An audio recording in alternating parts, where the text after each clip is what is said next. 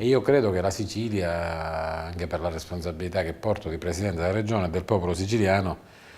come dire, avrà un ruolo fondamentale nell'evolversi delle cose. Lo ha avuto a proposito delle vicende del PDL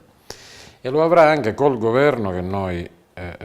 come dire, riorganizzeremo dopo la pausa estiva, nel senso che voglio capire se il governo nazionale vuole fare la sua parte, il suo dovere istituzionale, oppure vuole, cosa che in questi giorni scorsi abbiamo registrato, come dire, continuare ad attaccare e ad aggredire il popolo siciliano e in fondo il popolo meridionale. Lo scempio della Tirrenia, questa scelta rispetto alla quale, ripeto, noi ricorriamo, non c'è nessuna premura ma lo faremo,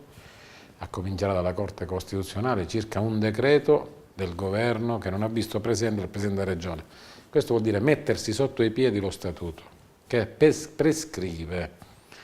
che il Presidente della Regione sia presente quando si riunisce il Consiglio dei Ministri e tratta questione della Sicilia. Si vede che non c'era nessun siciliano interessato alla vicenda Tirrenia, nella quale noi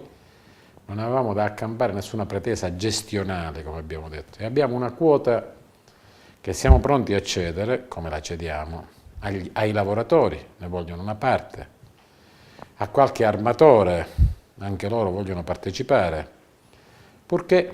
si consenta alla Sicilia di riprendersi quello che